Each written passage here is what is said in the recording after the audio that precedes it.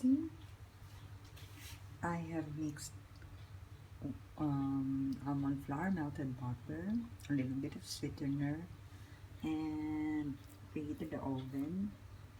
I just make hollow base. This will serve as my base cookie for the cheesecake. So I use spoon to give that good hollow shape. And I'm just going to put it in the oven for about 15 minutes. Under 12 minutes. See, it's already brown, and I'm just going to use a teaspoon to push down so that when I let it cool, chill it first before putting the cream cheese mixture on top.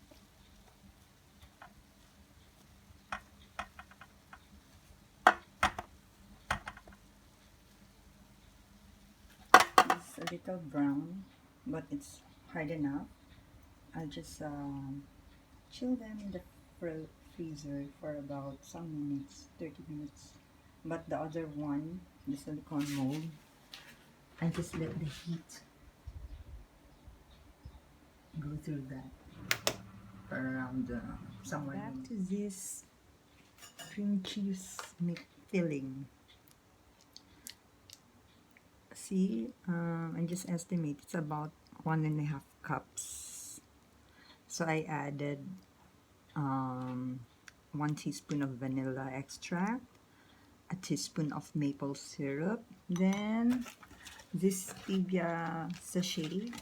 It says 1 packet is equivalent to 2 teaspoons, I think. 2 teaspoons. So this will be according to my taste because this is Labneh, my first time to use it as a cream cheese filling. So far I added 4 sachets because I don't like it to be too sweet, since I will top it with the blackberry jam I made previous day.